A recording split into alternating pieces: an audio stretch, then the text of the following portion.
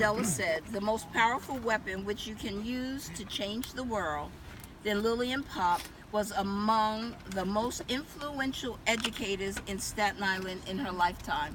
And I wanted to say that when she was no longer in the classroom influencing your lives, she was on the school board. I served on the school board with her. And she was at the level of government where she was making decisions that were good for students that were beyond her reach. And so she was among the most influential educators in Staten Island in her lifetime. This courageous, tireless, and widely respected academic activist influenced the lives of countless students, colleagues, and institutions throughout her teaching career. And whereas Lillian Popp, her maiden name was Mistaki, was born in Brooklyn, but relocated as a child with her family to Port Richmond. Her father was a wealthy Greek businessman, and her mother had Staten Island roots that could be traced to 17th century settlers. Cary Avenue, 16th century settlers. Cary Avenue is named after her mom's family, who owned a farm in West Brighton. Mrs. Popp's mom, the late May Cary, instilled in her a strength to stand up for what was right for Staten Island, its people, and especially its children, and to never compromise her principles. And whereas in 1917, her aunt Elmire Gwinnell, recognized as an advanced woman of achievement in 1977, began the Mothers Club, which blossomed into the Staten Island Federation of PTAs. Mrs. Popp joined its elite roster in 1994. And whereas after earning her BA from the former Notre Dame College, I went there, Mrs. Popp did postgraduate work at Columbia University and received her master's degree in education from Hunter College. She launched her teaching career at McKee Vocational and Technical High School, where she taught for some 25 years, and always endeared herself to her students, or her boys and girls, as she called them. And she called them no matter how old you were, right? Until the end. Whereas in 1970, Mrs. Popp interviewed for a principal's position at Susan Wagner High School, but was turned down. She was told she was qualified, but they didn't want a female principal. Undeterred by that rejection, she soon became principal of William Howard Taft High School in the Bronx. Over the years, she was also an adjunct professor at Wagner College, Grimes Hill campus, an instructor at Richmond College, known today as the College of Staten Island, and a professor at St. John's University. When she joined the former Staten Island Community School Board in the 1980s, she began lobbying for more female principals.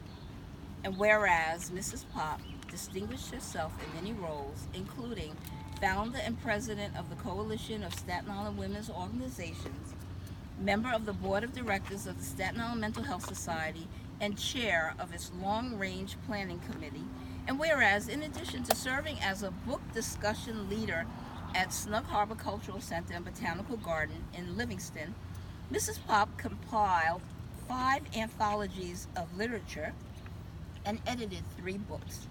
Her first published work, however, was a letter to the editor in the Advance at the height of World War II. She was famous for her letters to the editor. In the 1945 letter, Mrs. Popp took the less popular stance of protesting discrimination against an African-American nurse. At the time, her husband, Robert Popp, was an Army lieutenant fighting in the war. He later became a widely respected managing editor at the Advance. I'm sure she had some influence with that.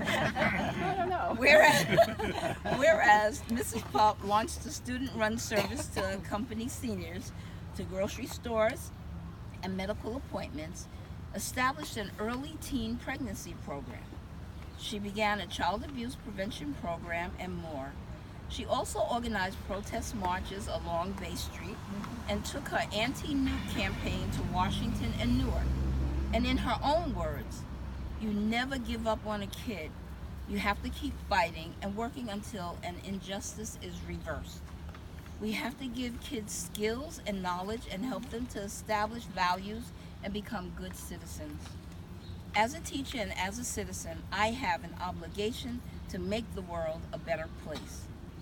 Thanks to Mrs. Popp's unwavering dedication, the world is a far better place today.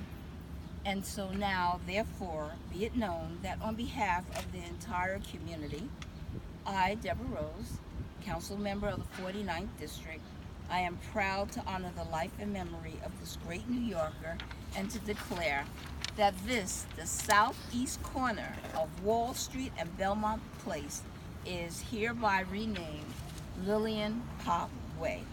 For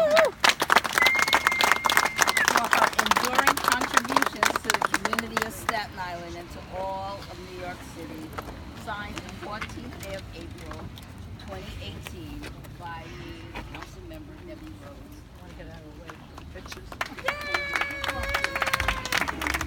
Now we're going to unveil the street sign.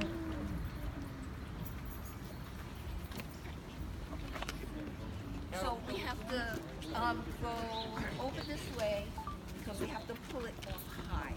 So it doesn't.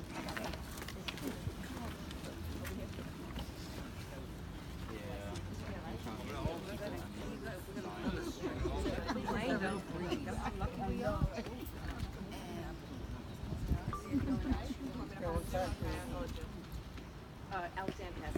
I have. Okay, good. Okay.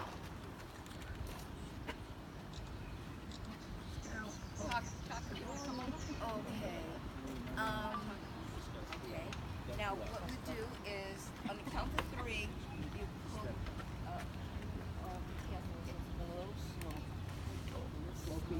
okay. All right, everybody, help us count on three. We're gonna pull a sign. 1, 2, 3. Yay!